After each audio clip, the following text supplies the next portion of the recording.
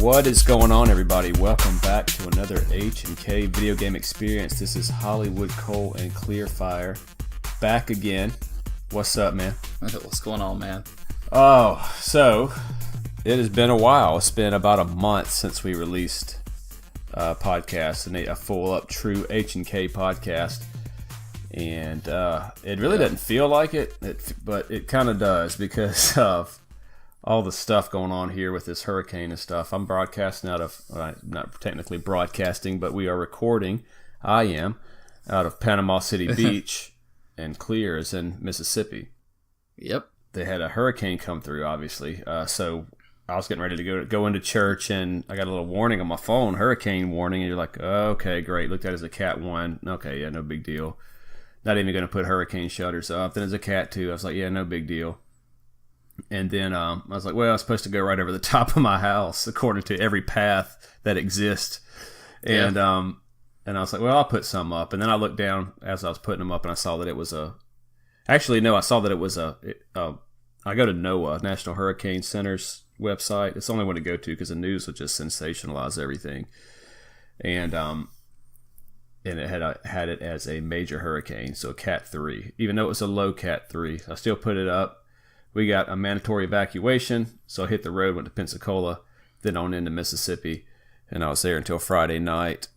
Actually, Friday came in, and house took some damage. The windows out, shingles off the roof. The fence was destroyed. My rental house is going to have to get a whole new roof. I just found out today. I don't know if I called you. I think I told you. You were telling me that might be the possibility of that. Yeah, so. It's going to. I mean, I can patch it, but it's not. He's going to be about half the cost. Anyway, whatever. That's how much damage it took.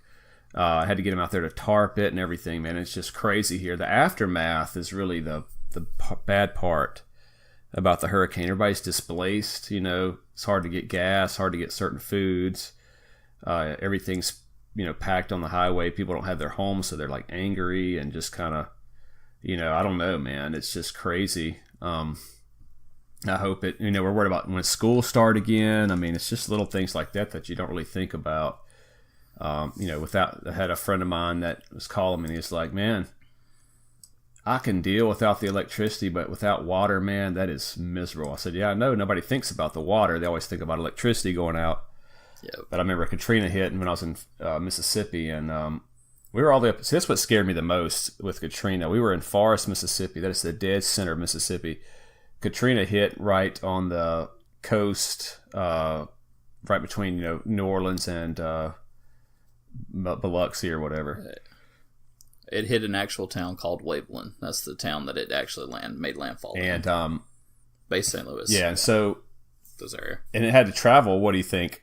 How far up is that? 100, over 100 miles to Forest. It's more than that. It's like 200 and something. And it knocked out power, water, trees were down, all this. And so I was just thinking, dude, if that hit there and ran all the way up there, even if it's a Cat 3 and it hits directly, coming off the ocean, it's crazy. But it built so fast. Yeah. But Katrina was a different beast altogether. I mean, it's the first time that a Category 1 hurricane went that far inland. Well, I mean, she was supposed to hit at a 4. She died just enough to hit as a 3, but kept power all the way up past I-20 in Mississippi, and she went up a good little ways past I-20 before she got classified down below below a Category 1 hurricane. So it was a little bit different, but the thing with Florida is you're looking at a coastline that's, one, hasn't been hit by a major hurricane in a very long time. And two, their building standards are actually a little less than what the lower peninsula part of Florida is. So they weren't designed. They didn't have all the structures designed to take the brunt of it like other places in Florida. So definitely a whole different beast altogether. And the coastline is different there at Florida versus Mississippi. You've got the barrier islands in Mississippi. With Katrina, it didn't really matter. It just, when you're looking at a 28-foot wall of water coming through, there was nothing to stop it. But, you didn't even have that buffer there at the coastline of Florida. So the water that came in whatever storm surge there was, there was nothing to stop it. You know, no major tree lines or anything like that. It just came in and wiped out. That's why Mexico Beach was obliterated, because there was just nothing there to stop it. So yeah, you can tell. You know, a lot of the older buildings are they got wiped out. And Panama City Beach is growing very quickly, and so they've got a lot of new buildings to include our neighborhood. My house was built in 2012, and my rental was built in 2011, and so that's, you know, relatively new, but all the new houses, I mean, a friend of mine who just got a new roof and had his house built, a lot of newer houses are being built in our neighborhood. They didn't even get damaged at all, and it's just like, man, that is just crazy. But you know, it's just the codes that we're having to get built for, like you were saying. But Mexico Beach is like wiped off the map. It's just a weird thing. If you go to a friend of mine took a picture. He had a townhouse in Mexico Beach. Oh man! He says, I just wanted to confirm that it wasn't there, and it had a satellite image, and of course it's literally like nothing there. Like it's like grass under there, you know, like where his house was. Obviously, it's just not grass because you know it wouldn't grow, obviously. But it looks like it's just boards and stuff laying in place. It's just crazy. You wouldn't ever even know that a house was there, and they're all like that around there, except for one big white house. Did you see this? That one white and blue house, it's like a 2,500 square foot house. It's not a super massive house, but these two guys, I think it's a father-son, if I'm not mistaken. I've read the story a couple times. It's a pretty interesting story. They wanted to build a quote-unquote retirement home or a vacation home there in Mexico Beach, and so they decided to build it to Miami, Florida hurricane standards. And so it's like the only building that survived, and it took like very minimal damage. They put concrete piers in. They used like extra long nails.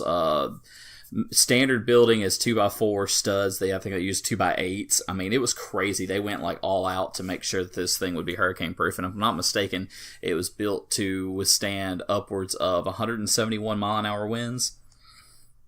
And it did. Yeah, I don't know. I don't know the whole impressive. thing. I just know they did a story on it, like on Fox or something. Like the architect, like how did you build one to withstand this? Like it was just crazy.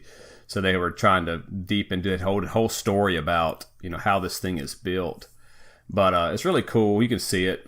It in the midst of all the, you know, like a bomb went off and it's just like sitting there glowing white, like a light shining down it from heaven. Yeah, you know, it's like crazy. It's like a white and blue house, and I mean, you can't miss it. If you've looked at any picture from Mexico Beach, you see that house, because I mean, it's the only freestanding building left there. It's crazy. I mean, you see the rubble all around it, and you see this beautiful, looks like they just built the house. I mean, it's crazy. So anyway, man, that's why we haven't given you guys. We wanted to do this one, Mega Man 11, for a while, and I was going to do a smooth ramblings on it because I got it first when you were in LA, and I played it a couple times, and I was super pumped about it. If you've been keeping up with our Facebook pages and all this, you knew that I was posting about it all the time, Instagram, all this kind of stuff. I was excited about it. I'm a big Mega Man fan, and so I played it for a day or two, and really enjoyed it. We're going to get into some detail here in a minute. And I wanted to do a smooth ramblings because it's with something new that we really don't do on HnK, and it's we usually kind of do retrospective / reviews. Okay, I'll kind of bite off on that. We do reviews. Okay, you've heard me say we don't do reviews because we kind of do retrospectives.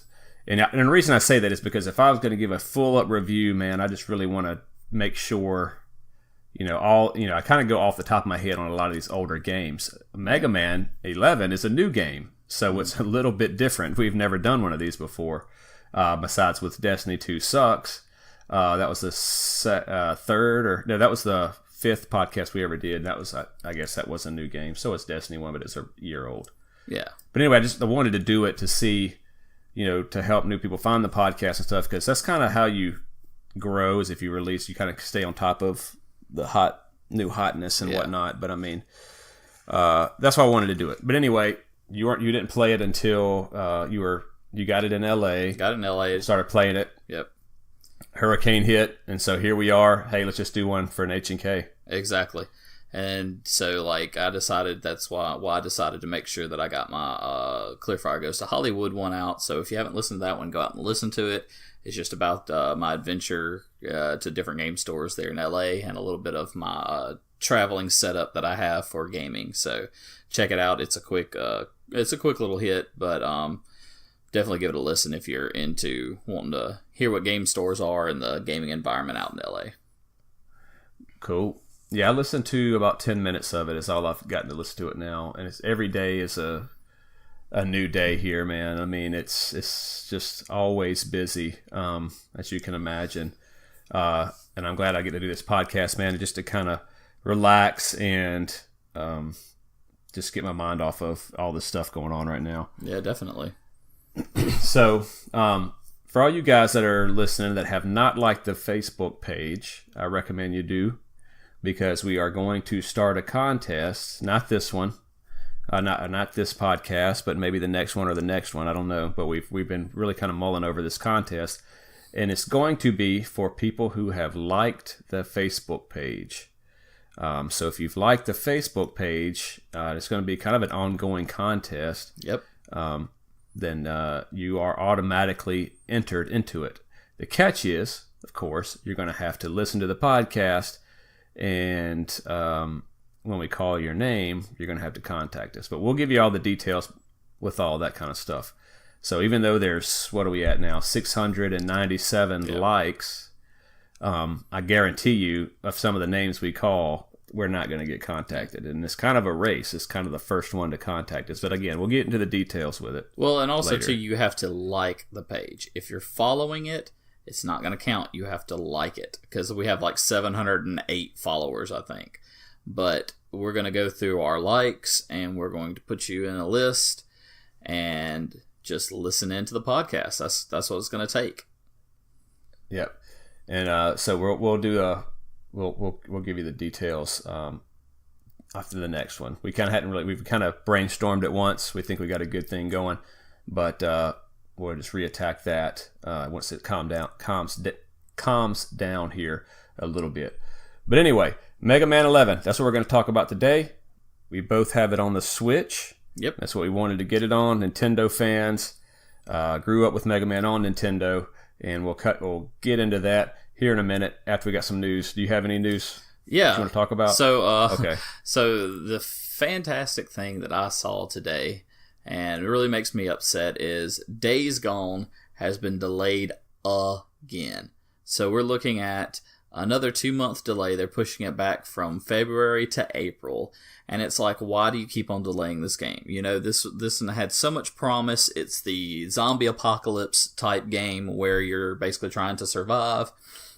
And from what I understand is you also are going to have to survive with other people as well. So really cool concept. Looks like a really great game. But now it's been delayed again. So I don't really know what's going on with that. I really don't understand why they keep on pushing it back. But I do want to let you listeners out there know that game has been pushed back again. And it's just really sad to see it get pushed back again. What was it? Coach was talking about zombies last time. Like, I'm just so sick of zombies, you know? Yeah. And it's just like you're going to get pushed back so far that the zombie craze is over. I mean, exactly. It's pretty much over now. I mean, I'm seeing, I don't watch Walking Dead. Walking Dead's viewership has tanked.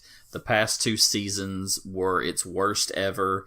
Its premiere of the most recent season was its lowest premiere yet, if I'm not mistaken.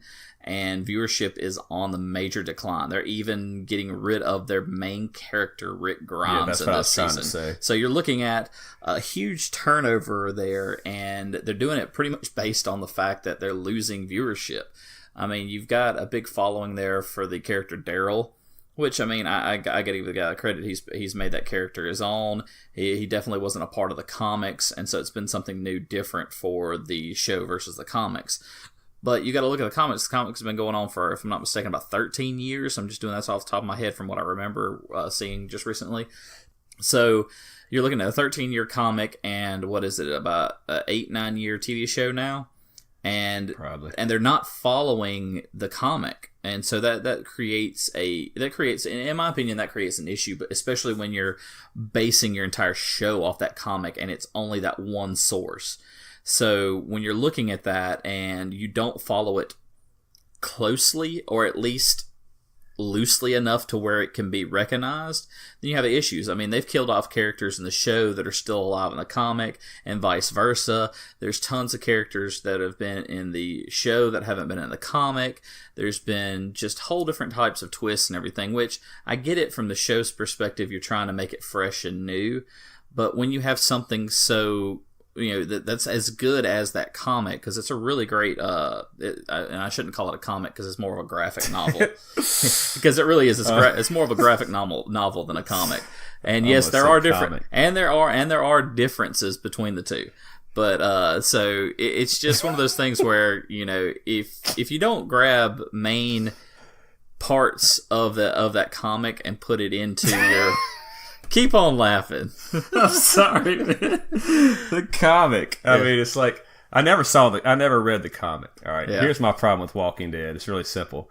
I knew it was going to be a problem on season 2 because the whole time in season 2, I watched all season 1. Hey, this is awesome. Me and my wife watched it. Season 2, they find this barn, and the entire season they're at this barn with the preacher, whoever that says all his family, and they always just, hey, I'm going to ease out into the woods and go hunting. Somebody gets lost, we got to go find them. And every time, all right, and then the big reveal at the end of that season, they let all the zombies out of the barn and they kill them. Oh, my family and blah blah blah. Then they're on the road again. And what happens on the road every time? And then my wife was into it, and I would tell her every time. So here's what I said: I'll go ahead and tell you what's going to happen for this next episode. She's like, what?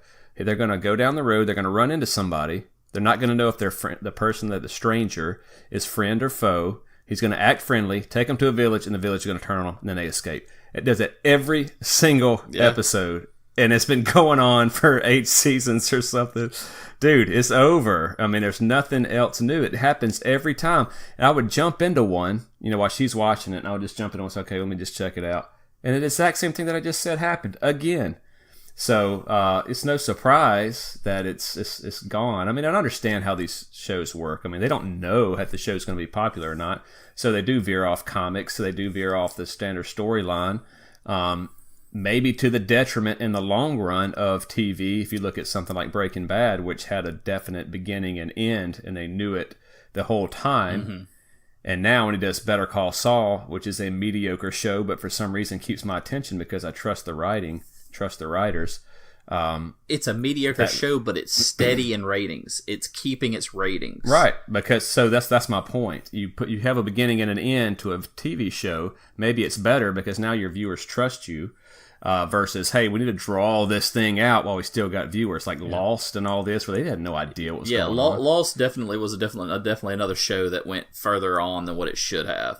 But like with Better Call Saul, it's going to end. Like, there's going to be an ending to it, and you kind of have an idea of what the ending is going to be, because if you watched Breaking Bad, you know how he kind of plays out throughout it. And you've seen some of the characters from Breaking Bad appear in Better Call Saul. So it's great to know that you have an ending, especially even with Breaking Bad when it first came out. They're like, we have an ending, we're going to end the show. They said it flat out. And with Walking Dead, they don't have an ending. They never said that they had an ending, and it's just like other TV shows that they say, we have an ending, we have a vision of how it's going to look, we're just trying to get there. And to me, I think when you have a TV show that has a definite ending and you're trying to get to the ending, it makes a better story than just saying, okay, we don't know what the ending is, we'll just let it kind of unfold as we go. Well, to me, that's just kind of flimsy and lazy writing, because it's just like, okay, we can make up an ending with whatever comes, our way. With you saying, okay, I have a defined ending to this series, it's like, okay, now how can I write the different twists and turns to make it to that ending? And I think that's a better, that creates a better TV show, and it actually creates something that's more in capturing of your audience. So yeah, make no mistake about it, TV does not care about making a good TV show. They don't care about going down in history as being the best network that had the best show. They care about money. And so if you can draw out audience and people are still paying for it, that's all they care about. That's their whole goal. But my argument is simply put out a good show. Hey, have you ever heard me say something like this? You give me a value, I'll give you money. I'll give you viewership. I'll come back. Don't draw it out. Anyway, man, we're getting way Hollywood doesn't like spending his money, and he just said that. So you hear this TV networks and stuff. He said you give him something that draws him in, he'll pay for it. No, well, yeah, I sure will. I'll pay for your movie. I'll pay for a pay-per-view if it's good enough. I'll keep viewing your stuff. In other words, essentially, I'll keep paying for cable. You put trash up there, I'm not. All right. So anyway, what else you got in the news? Something else. Let's see. Oh my gosh, my brain just totally died on me. I had We're talking about zombie games. I had something I lost. Okay, no. So everybody knows next week, Red Dead Redemption 2 comes out. This is something that just came across on my stuff, on my Flipboard. I keep up with my Flipboard so I can have news to bring y'all and everything, because it's an easy way for me to keep up with this. So we're looking at the size of this game. And there's been rumors that it's a really big game and everything like that.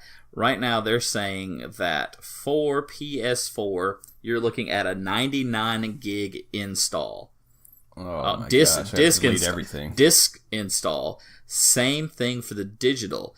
If you're doing digital, so PlayStation 4 owners that do the digital install, they're going to need 149 gigs on their PS4 to do it, because they need 50 gigs for the install process. This is an update too. This is the PlayStation 4 version of Red Dead Redemption 2 will ship with 2 discs. It will ship with 2 Blu-ray discs. One is going to be the data disc, and one is going to be the play disc. So this is going to be the first time. Data disc. Yeah. So this is going to be this is how much data is on this game. So this is going to be the first time ever that a game has shipped for PS4 that I know of with 2 discs that you have to play the game. Kind of like the old Final Fantasies on PlayStation. So you just got to install one. Is just to install. One disc is flat out just data. The other one is here's the game. If you lose that data disc and you sell that game, it's worthless. It's absolutely worthless. You have to have both discs. So that just tells you how big these games are getting. When you look at it, it's crazy. So the sad thing is I know when I get it, because I'm planning to get the game. I'm going to play it. I'm going to play it with Hollywood. It seems like this is going to be a really fun game. But the sad thing is I have to make a decision. Do I delete my old Destiny 1 data? Of course. I love that, of course. I do. I do hear him. He's like, it's not even a question. I'm going to delete it in a heartbeat. I took all my games when the hurricane came, except for Destiny. Well, of course you did. No, I'm kidding. I'm surprised you hadn't played Frisbee with Destiny yet. I did take Destiny, but when I unpacked, I was like, why is Destiny? You're taking up my space. No, Destiny 1 was okay, but speaking of Destiny, and first of all, Red Dead Redemption, absolutely, man. I'm excited about getting that. I've been waiting forever for that one. Red Dead Redemption 1 is one of my favorite games of all time. I'm excited to see what they're going to do with the multiplayer. Before we jump to your next thing. I'm not going to talk about... Before your next thing, I want to add this real quick, because this is something that's on my mind, and we're just thinking about it. So, and this is just for PlayStation exclusive games. God of War, when it dropped, in about 3 days, it sold 3.1 million copies. The new Spider-Man that just came out for the PS4 sold 3.3 million copies in 3 days. Do we think Red Dead can beat that? Or do we think Red Dead would beat that just on the PS4? Just sales on the PS4. That'll be interesting to see. That's just kind of something that's kind of be in the back of my head. It's exclusive, isn't it? Yeah, because it was exclusive. It is? No, but no, Red Dead's not exclusive. I'm just saying the other two were exclusives. I want to see. I'm just thinking in my head, okay, how will that compare just based on PS4 sales? Like, will Red Dead top it on PS4 sales? I mean, you got to think about it. Sales might get diluted for Red Dead because it's on Xbox and other systems. So, I think it will. I mean, that's my prediction. I think it's probably going to sell probably 5 million. I'm going to guess 5 million.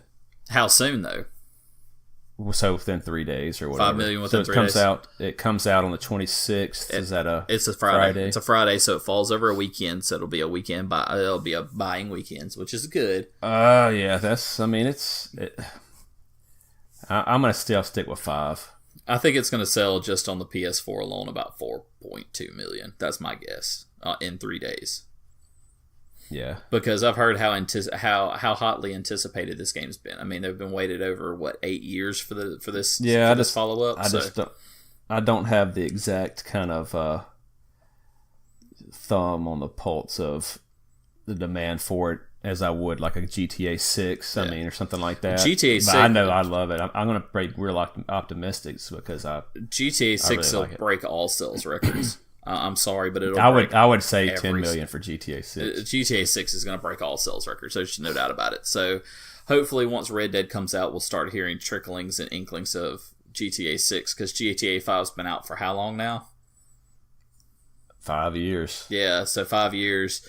So if they follow the same pattern as they do with Red Dead, so we've still got about 3 more years before we'd see a GTA 6. Well, they're trying.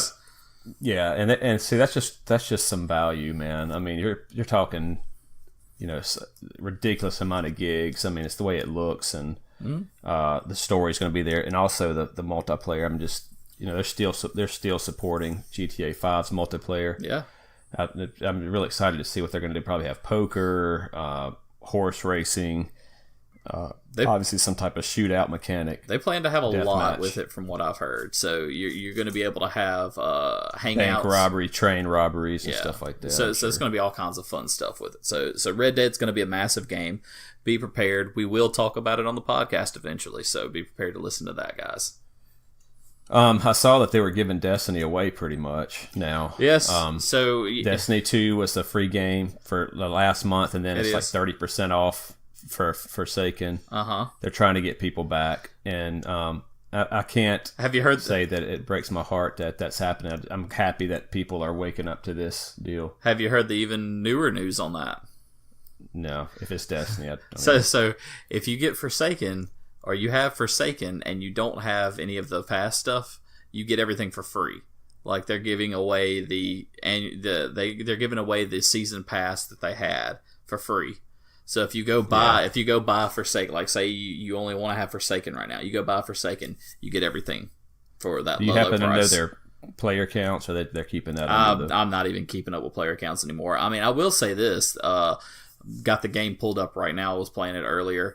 The tower is actually bumping again. There's quite a few people there, but they are doing their Halloween festival right now, the Festival of the Lost. So they kind of got that going on, and they got Iron Banner going on right now. So it's kind of a stacked event thing going on. Yeah, sounds just like 2 years ago. It is. So, but they've got quite a few things going on. But I will say that the past couple of weeks there have been a good many more players back on my friends list. Because I did primarily play Destiny, and I did build a lot of my friends list on PS4 through playing Destiny 1.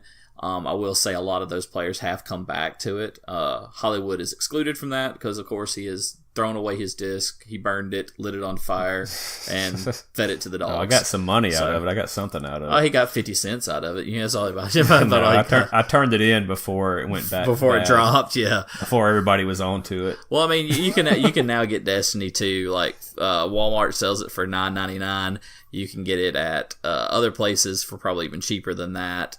This is brand new copies now. So, and I hate to badmouth it because I do play the game. I do enjoy it. But it definitely has come with its problems. And y'all have all heard it. And so I'm not going to beat this dead horse anymore. But I might beat it a little more on Fireside Chats. Well... I love saying that because it gets Holliwood all laughing and everything. So... All right, man. Let's talk about some Mega Man. I've been waiting to talk about it. Yes, we have been. Yes. So Mega Man 11, very highly anticipated sequel. So Mega Man, of course, original on the NES back in 1987. 87. And so Mega Man 30-year anniversary is what it was celebrating with the release of Mega Man 11. Yep. Even though that would have been 31 years. Technically, but their publicity, they just want to say, 30 sounds way better, and it's their thing. Exactly. Maybe they took a year off and was like, well, we're not going to count it this year. Yeah. So anyway, I guess it was still in that 30th year because the first Mega Man came out on December 17th in 87, October 2nd, 2018 is Mega Man 11, so it's It's still within that 30th yeah, year. Still technically in that 30th year. So let me not give Capcom a hard time. But anyway, so Mega Man came out. Nobody knew what it was. Fun game, whatever. Everybody's still learning about Nintendo. Mega Man 2 came out, though, and that just set the world on fire for Mega Man. It really put us... That was one of the... Sometimes considered one of the greatest Mega Mans. It's on the NES Classic that Zach is probably playing all the time. And so that... And I got Mega Man 3 when I was a kid.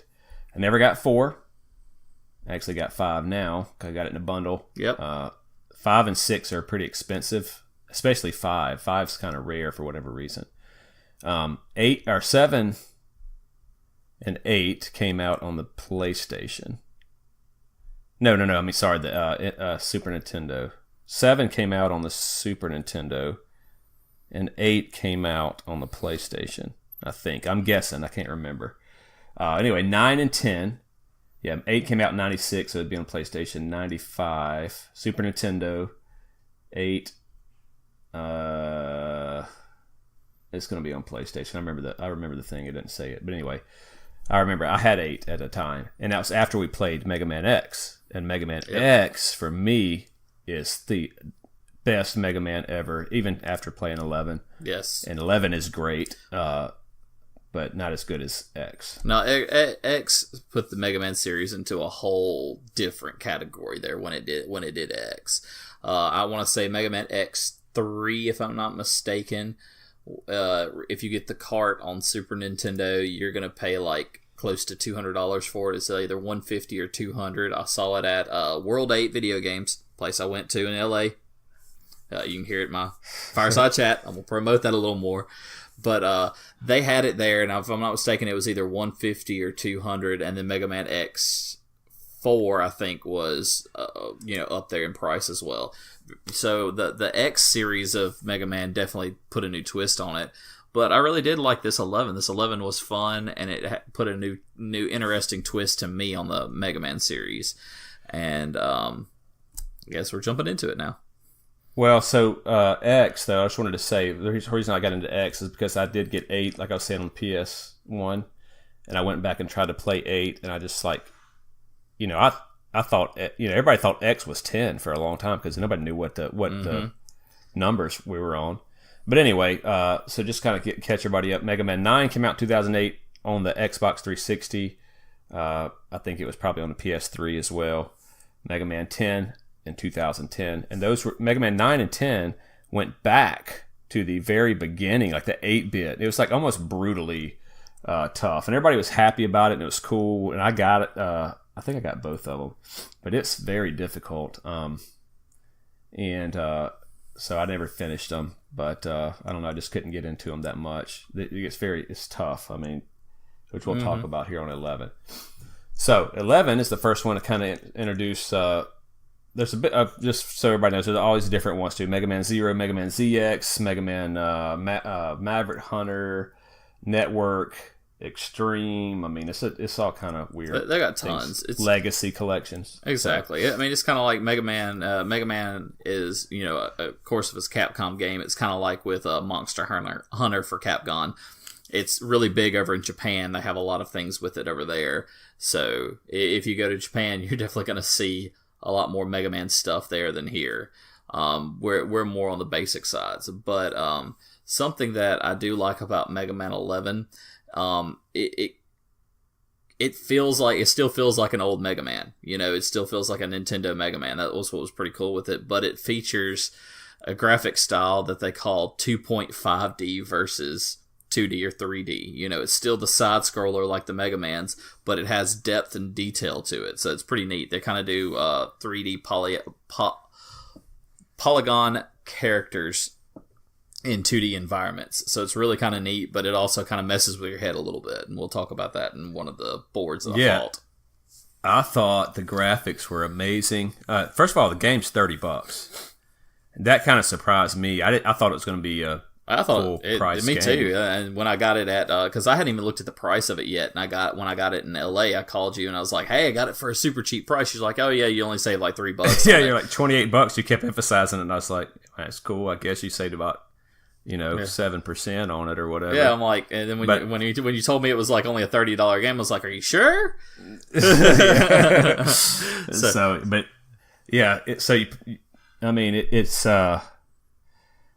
learn the bosses. Like when I told you, I said I wanted to play it real quick before we jumped on the podcast. So I had about 20 minutes. I killed 3 bosses, 3 of the 8, that quick. I died once, but it's because I put the controller down for a minute. But but I didn't die after that. And that was on casual. So that's one thing while we're talking about it.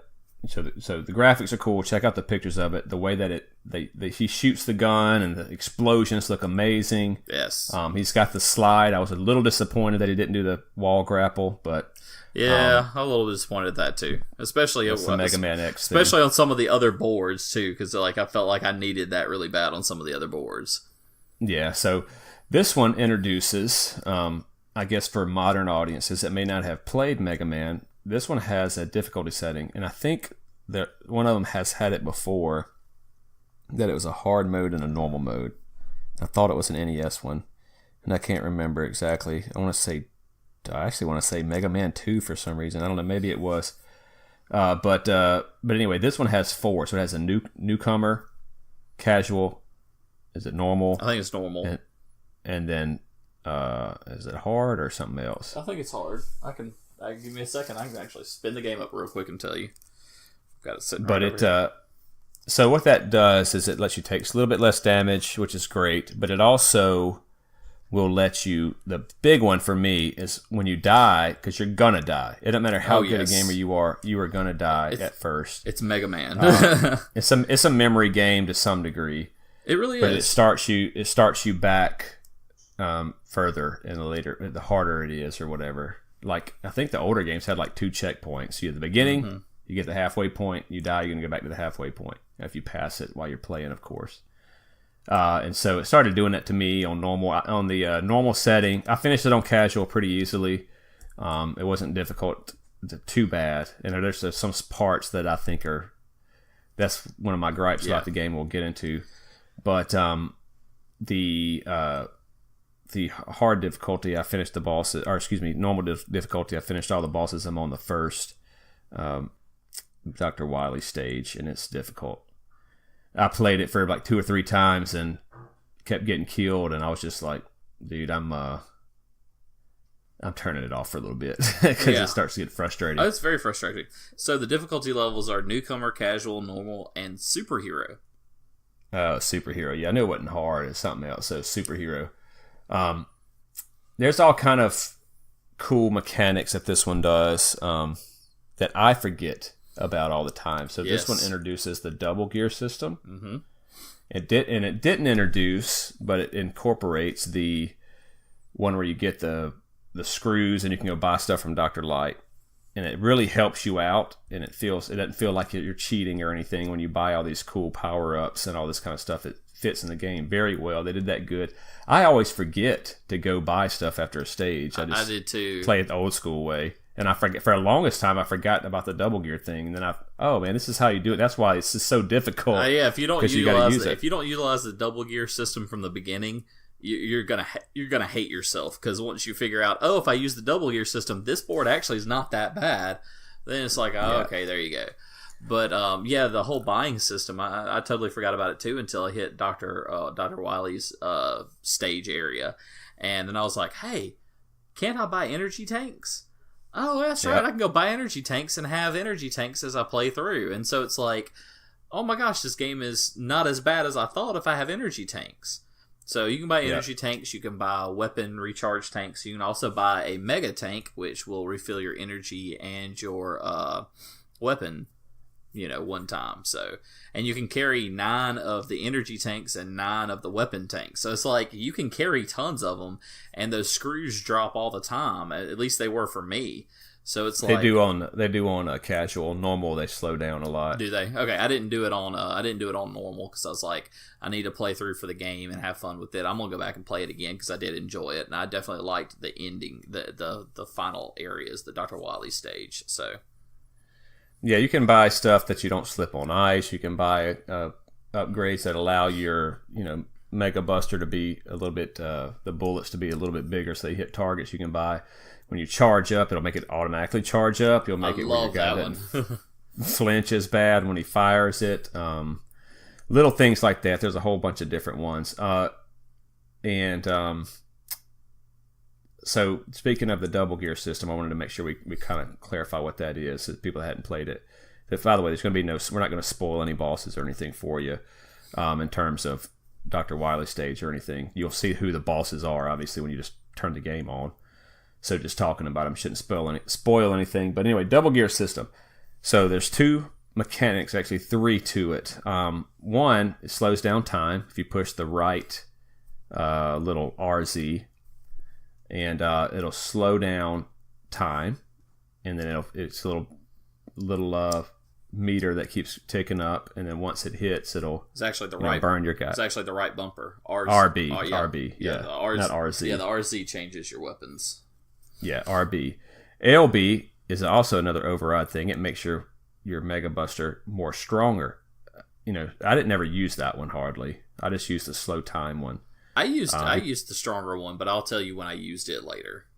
Okay, and then if you push them both at the same time, it's like some kind of mega thing that you can't turn off. So the thing is, when you use let's say you use your L left bumper, you got your Mega Man. It's more powerful. That little bar's filling up. If you don't stop it, you can push B again, and it'll stop that charger. If you don't, it charges all the way up, and then Mega Man is like weaker. Yeah. If it burns, essentially it's a burnout, like an overheating type of thing. Yeah, he kind of suffers. If you push them both, about 5-10 seconds cooldown. So. Yeah, if you push them both at the same time as some type of mega, more powerful thing, man, you cannot turn that one off. Though. Yeah, and that one I never did that one. That one I did it a few times just to see. What it did. I never really did it gameplay later down the road because it just wasn't worth it for me. But the thing is when you do that, it's like slow-mo and super powered all at the same time. But when you burn out on that one, your Mega Buster shoots really slow. Like it's like pea shooter, like poo, poo. I mean, it's really bad. I mean, it really hampers you. Hampers you, and it makes it to where you can't do as much. So if you use that, you have to make sure you're in a place where once you've done what you've done and you've cleared all enemies, you have that few seconds to recuperate, so that way Mega Man's back to normal. Otherwise, you're gonna die. I mean, it's one of those things where it can really hurt you a lot if you use it. And like I said, I used it once or twice just to see what it did. Realized that it's probably not the best to use it, and I didn't use it again. Yeah, so the double gear system, Dr. Light tells you, he's like, I gotta go stop Dr. Wily, and I'll tell you about this little story in a minute. Nobody cares about story in Mega Man games, but this one has a little bit of voice acting. And I like the story in this one. I thought it was a pretty good little story. So, the story is that it starts off, when they're younger, Dr. Wily and Dr. Light in some scientist board meeting or something, of all scientists in the world about where are we going to go with science? Let's do a board meeting about it. And Wily's like, we need to put this double gear system that I invented in all these robots. That's the future. And then Dr. Light, no, artificial intelligence is the future. So he's still arguing for his double gear system over artificial intelligence. I don't know why you can't just put a double gear system in artificial intelligence, but whatever. It wouldn't work. It wouldn't work in the story. So that happened a long time ago. Dr. Wily gets mad, slams it down, breaks it, walks off. He wakes up having a dream about it, and then he says, I know what I'm going to do about it. I'm going to bring it back, and I'm going to go steal Dr. Light's worker robots. You got Brick Man, you got Acid Man, or is it Block Man? Not Brick Man. Block Man, Acid Man, Construction. It's the Impact Man in the construction station. Yeah, you got a lot of construction. The only one the one that made me laugh out of that is Bubble Man. Well, yeah, he's the party one. He does it for kids. So, they all do, some type of, they're doing something to serve humanity. And then he comes down and steals them, runs off. And then Mega Man's in, regular clothes. And he has the number 23 on his shirt. And I don't know what significance that holds. I tried to look it up. And the only thing I could find, which is probably unrelated, but the Guinness Book of World Records in 2011 had Mega Man as the number 23rd most popular character of video game characters. Well, then there you go. And that very well could be so, it. Well, but 2011, I mean, that's 7 years ago, But anyway, he does that. And he's like, Dr. Wily. All right, he said, we got to stop him. And then Dr. Light's like, Mega Man, no, we can't put this double gear. It says, no, don't worry about it. He's fine or something. And then Mega Man's like, no, we got to go do it. And then he's like, okay, I see you won't be stopped. And it's like, he didn't even put up a fight. I see you won't be stopped, Mega Man. So we'll give you this overgear. I keep calling it overgear because I'm thinking of overdrive. We'll give you this double gear system. But it's, it will damage robots. That's why we don't like putting it in there. And so that's what's happening when you burn out on these overdrive or whatever you do, these double gears. You burn out on them when it gets overheated. It's damaging Mega Man. So the stages, you got all the different types of stages, man. Make sure you got your standard construction. Yep. So it reminded me of Gutman stages back in Mega Man 1. Very true. You got Torch Man, which reminded me of Fireman. You got Tundra Man, which reminded me of Iceman. You got, what was the bomb one that reminded me of Bomb Man? I was trying to remember. I can't remember all the names. Fuse Man. Fuse Man's one, but there's another one. Fuse Man was a lot more like Shock Man. Yeah, Elect Man. Yeah. But in the original one, there was only 1, 2, 3, 4, 5. 6, was it? I think it was only 6. Are you sure? Yeah, you had Iceman, Fireman, Gutman, Cutman, Bomb Man, and Elect Man. For some reason, I thought there was the same amount. Yeah, because all the other ones had the 8. The original one only had 6. Okay. Didn't remember that. So what was the one name? So it was You've got Block Man, Fuse Man, Blast Man. Blast Man. Yeah, Blast Man is like he does the bombs. Bomb Man.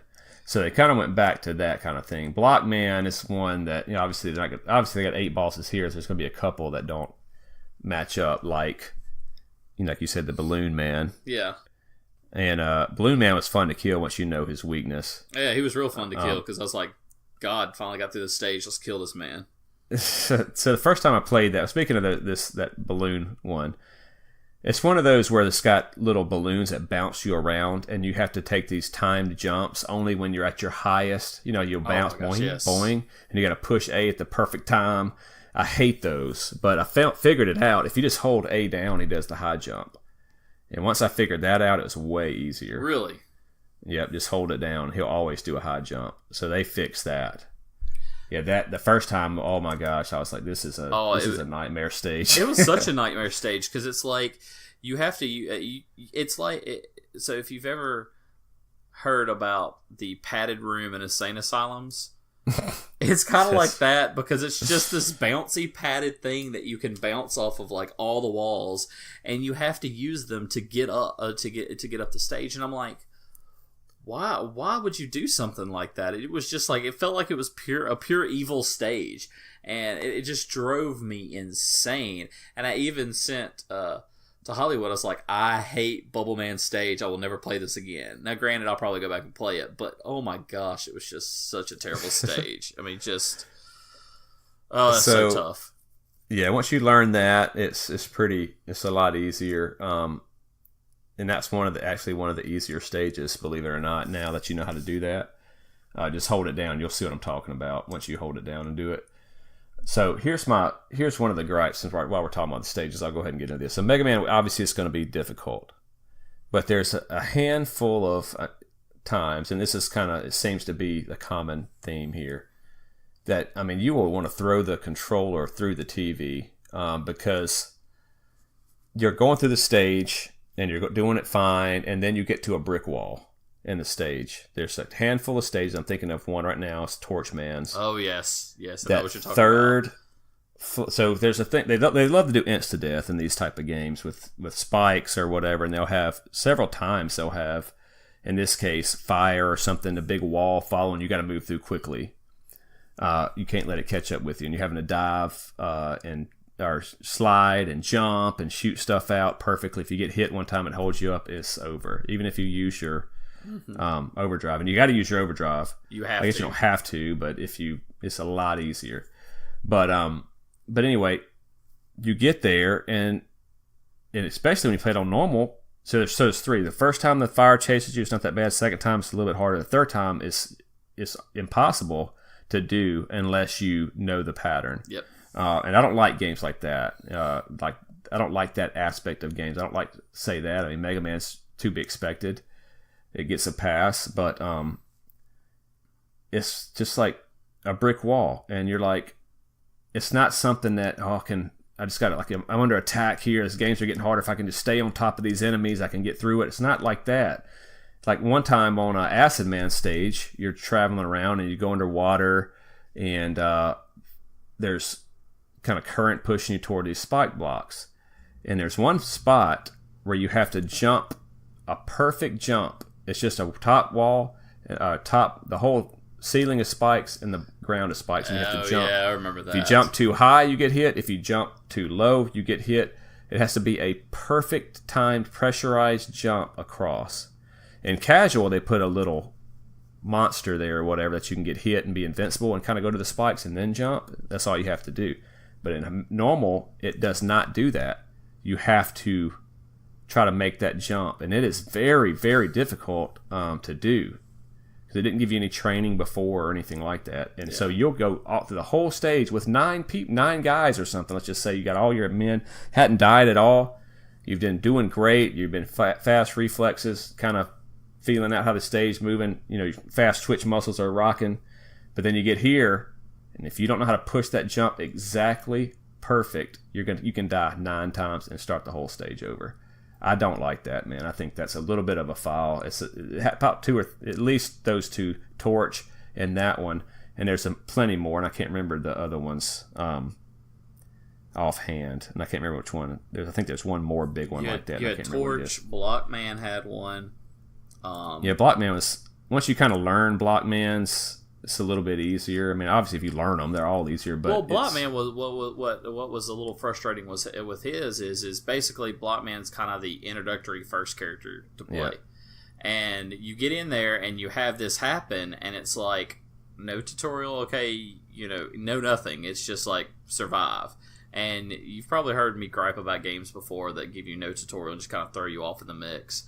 This one, especially for that, is you've got basically mazes that you have to jump through before this thing that's chewing up the blocks run you over.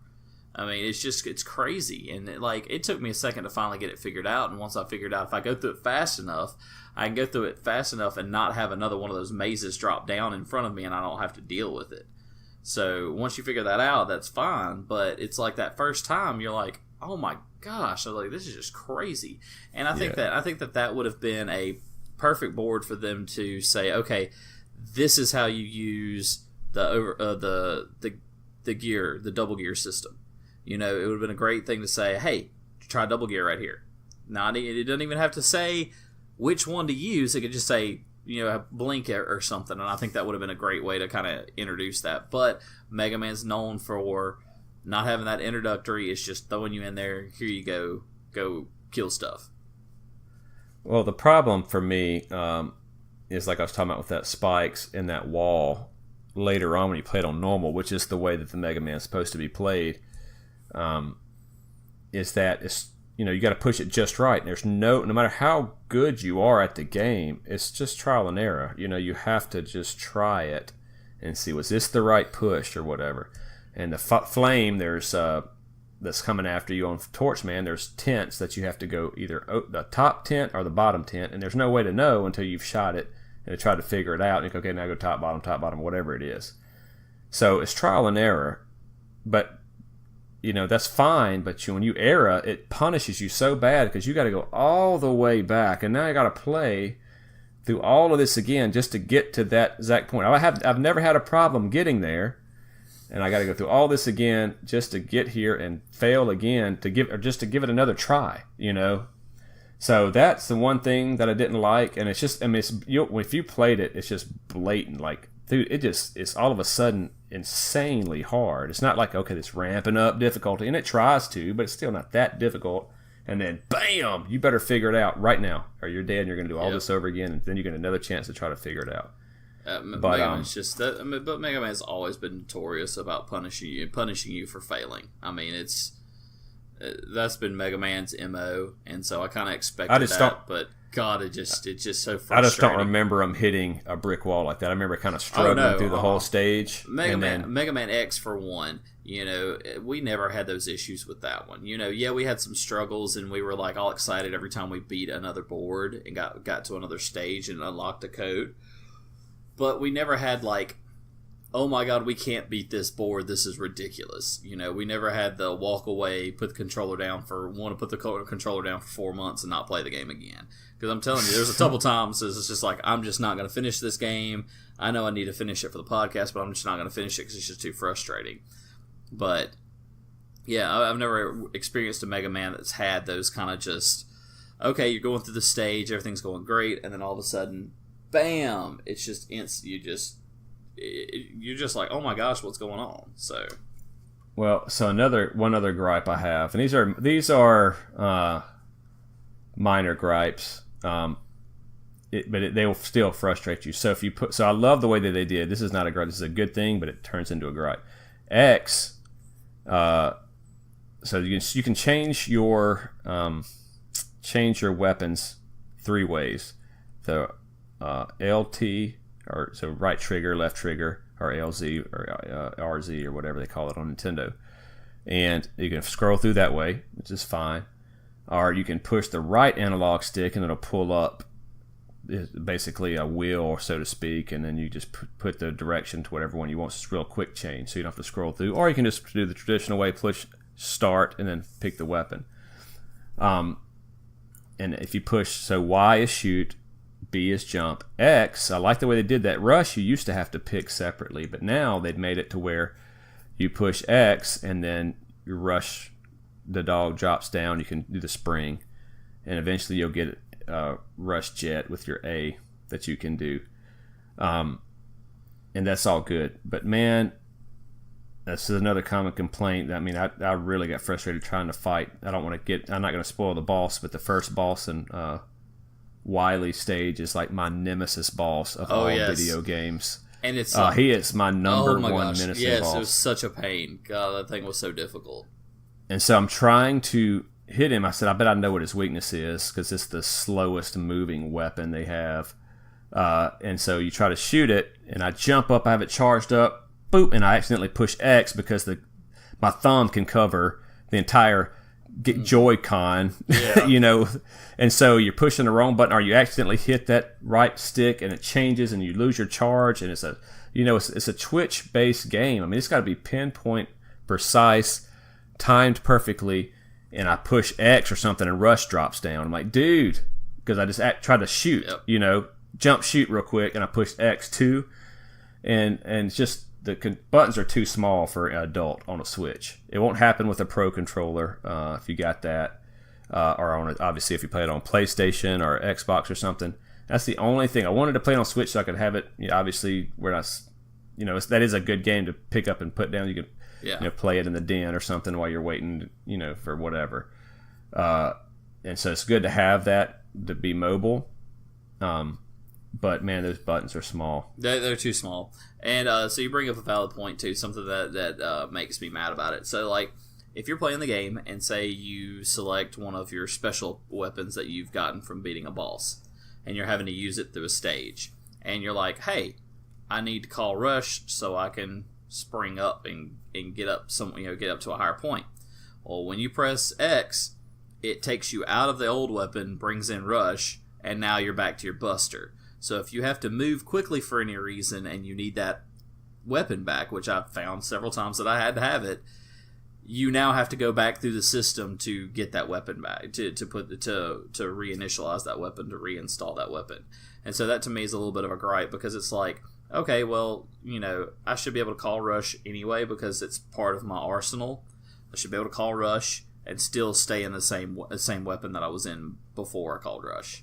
So that's a little nitpicky thing for me. And if you play Mega Man 11, you'll see a couple places where that might be a good advantage to have to be able to do some things. So well, that's a good point, because it used to be you had to go select rush like a normal weapon, but now if you're going to give it its own independent button, why can't I stay in my weapon that I have selected? That's a good point. I mean, if Rush was going to be where he would take you out of your weapon, he needs to be in the RZ, LZ. In the rotation. In the rotation, it needs to be part of the rotation, not just let me hit a button and there we go. So the bosses, I thought they have like some pretty cool or funny one-liners. The game doesn't take itself too serious, which I love about it. It's just kind of fun.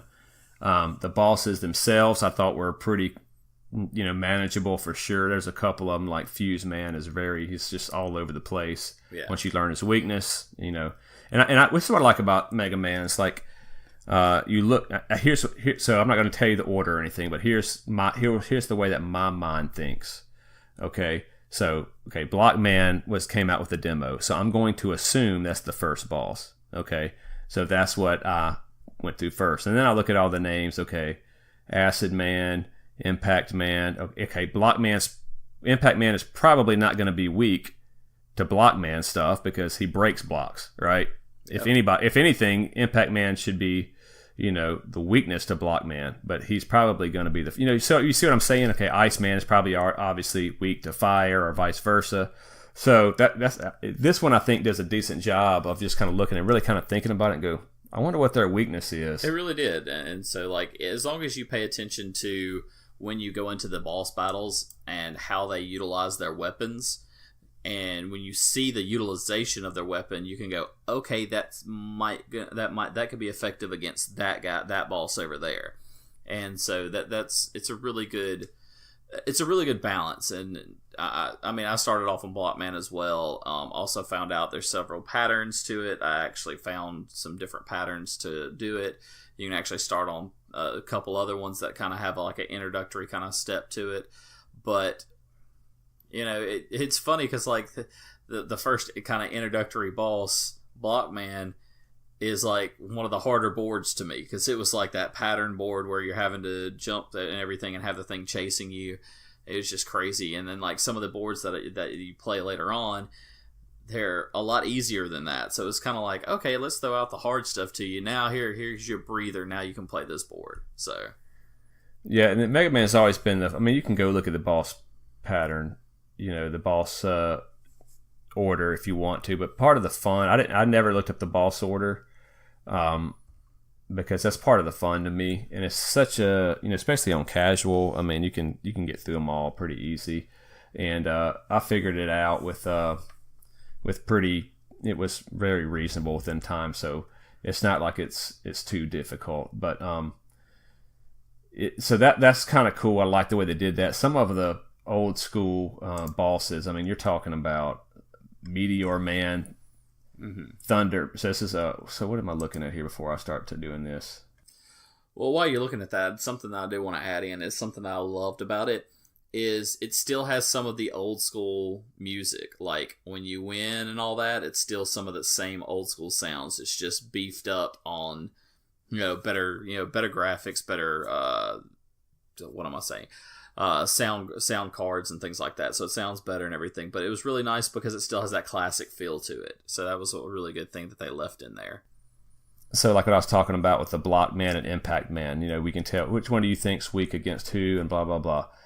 Who do you think's weak in this one? This is Mega Man 10 bosses. Okay, this is how they kind of got off track a little bit.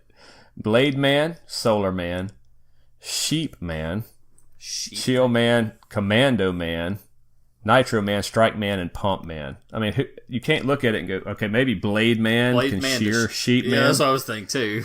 But who's Solar Man? Okay, and maybe Fire, so maybe Chill Man might be weak, but Commando Man and Strike Man and Nitro Man and Pump Man, I don't know, man. I mean, it's like crazy, dude. Like that's wild. Yeah, Pump Man. That's a hard one. It's like, but anyway, man. Yeah, so it's just. Those are harder. They started getting kind of crazy with their bosses. I mean, you could probably go through I'm just going to look at 9 bosses who are probably just as crazy. Concrete Man, Plug Man. They had their first. You got Galaxy Man and Magma Man, and the very first woman robot, Splash Woman. But Plug Man is electricity. Yep, you can look at that. And so they got kind of crazy with their bosses. They actually did a thing in Nintendo Power back in the day that, you pick, they submit your own boss, and you can look that up. And some of these names that they submitted are pretty funny, and some of them got in. Clown Man, Tengu Man, Grenade Man. I mean, and then Search Man. See, Bubble Man is that way for me for excuse me, for Mega Man 11, because it's like Bubble Man. You have what was his name? It wasn't Bubble Man though, was it? Yes, it was. It was Bubble Man. No, can't be. Then what's it gonna be? If it's not, I don't know. It ain't. It's not Bubble Man though, because there is a Bubble Man on Mega Man 2. Balloon Man then. Yeah, Balloon Man. So that'd been the first time they had the same boss twice. Oh, I'm sorry. No, that's. It is Balloon Man, isn't it? Yeah, it's Balloon Man. Sorry. Bounce Man. No, it's Bounce Man. It's Bounce Man. Bounce Man. Yeah. So I mean, but yeah, which makes sense because his board is just nothing but getting bounced around. Yeah. But Bounce Man is the one that to me doesn't fit because you have, I mean, all of them. You have Block Man, Acid Man, Impact Man, Fuse Man, Tundra Man, Torch Man, Blast Man. They all sound like working robots. They all sound like they have some use to doing some kind of industrial thing, and then you have Bounce Man. What does Tundra Man do for work? Keeps the cold beer. He could keep it cold. Oh yeah, well, there you go. Cold beer. You gotta have cold beer. But I mean, Tundra Man, you could easily have Tundra Man do something there, do something work wise. I mean, you've got to quickly say you've got concrete. You've got something that you just melted, like some metal or whatever. You got to cool real quick. You got Tundra Man to cool it off. What's Bounce Man gonna do? Bounce around a piece of fire? No, he takes care of the kids while the workers are working. Man, he's an entertainer for the kids. Man, no, just look at his stage. It's a party stage. It's like trampoline. I got a trampoline park right down from my house. Exactly what it looks like. I just feel like he's out of place. That's all I'm saying. Especially with like the story. Especially with the story that you get from what they're saying there, because it's like they all sound like worker bots. Yeah. And to me, Bounce Man does not seem like a worker bot. I mean, especially when you play the stage and then you fight Bounce Man, the boss, and you listen to it, it's like, oh my gosh, this is terrible. It just doesn't fit at all. It just, to me, that's like, it sticks out like a sore thumb. I mean, it still was it was the bane of my playing the game. It really annoyed me the most. Like, it was the most annoying stage, which we talked about earlier. But Mega Man's actually kind of sad. I thought about this today, because at the very beginning, Block Man, and this happens in all the Mega Mans. So Block Man is he's like, hey, doctor. They're doing an inspection on all of them. He's like, all right, Dr. Light, thanks a lot, for your help. And then Roll is the little girl robot and he's like, how many inspections do we got? Oh, we got 7 more or whatever. And he's like, and Block Man's like, all right, I hear the construction site calling, Dr. Light, take care. Just very nice. And Dr. Light's like, ha ha ha, okay, Block Man, good luck. Yeah, it's super happy-go-lucky. Yeah, everybody's happy, and then they're all in a pile, just standing there, a group, and then Dr. Wily comes through, whoosh, swoops them up, reprograms them to be bad. What does Mega Man do? He goes and slays them all and steals their power. They don't even try to, reprogram them back. They're like, whatever. But I mean, it's just machines. Let's just take their power. It's like, well, I mean, it just kills them. They don't even give them another chance. I guess you could just build another one. I mean, Dr. Light has, he is not being fooled by their personalities. It's just lights and clockwork to him, man. Mm. It's like that movie, iRobot, back in the day. It's funny though. I mean, you think about it. He's only done this 11 times now. If you follow the Mega Man series, it's more than that. But if you just follow the regular Mega Man series and don't add in the X series, he can't figure out a way that they can't be turned. Yeah, he can't stop them from being turned. It's like, you've been doing this for a while. You've been creating these amazing AIs. You created Mega Man. He can't be turned, but everybody else can. Why can't you create more like Mega Man? Why can't you do the same programming that you did on Mega Man into these other people? Yeah, it's like the Joel. What was his Joel Osteen character Oh God, from iRobot? You know, he was different, but I think he was different. No. That's not iRobot. That's artificial intelligence. iRobot, that scientist did make the one robot that had. And Joel Osteen is a religious guy. Oh no, who am I thinking about? You said Joel Osteen. What's his name? Yeah, what's the kid's name from? Oh, you talking about Haley Joel Osment? Yeah, Haley Joel Osment. Who was Joel Osteen? Oh, the guy, the religious guy out in Houston that didn't help anybody Haley when the flood Joel came through. Haley Joel Osment. I knew it was Joel somewhere in there. And it's Haley Joe Osment. It's not Haley Joel. That's hilarious. Oh, Haley Joe? Yeah, Haley Joe Osment. I think it's Haley Joe Osment. Whose name is Haley? It's a boy. Yeah. Haley Joe. No, it's Haley Joel Osment. Is it Haley Joel? Okay. Yeah, see, I knew it had a Joel. But he's on Twitter too. Yeah, Osment. Yeah. So anyway, man. All right, well, cool. Guys, I really liked Mega Man 11. It was a really good game. It was fun. This is the first time that we've kind of done one of these newer ones. And, you know, we kind of talk about the intricacies of these various old school games that we do. And that's what kind of makes it fun. And everybody can kind of relate to it. When it's a new game and you don't want to give too many spoilers out and all this, you don't really want to talk about some of the weird things that went on without giving too much away. But hope you guys enjoy this one. And if you're interested, or if it influences you in any way to get or not get the game, I'd like to hear about it. And just to see what you guys thought about this one. Just like I said, first time doing a modern game. So don't worry though, it's not going to be a habit. We're all going back to old school. I just wanted to do this one because I was so pumped about it. And we'll talk about new games from time to time, but we're going to stay true to our retro gaming and to talk about the games that we grew up on and our experiences with that, because that's what we're based on. So you're going to get, but once again, we are the video game experience. So from time to time, we will jump out of just doing retro into other things as well. So, like, talk about the comics of Walking Dead. Oh yeah, funny. I don't know why that was so funny to me, but anyway, I'm gonna go back and have to hear it when I edit it and see what it stood out there. But anyway, all right, man. You got anything else? No, that's it. All right, call it good. Appreciate you guys. Thanks, guys. Take care.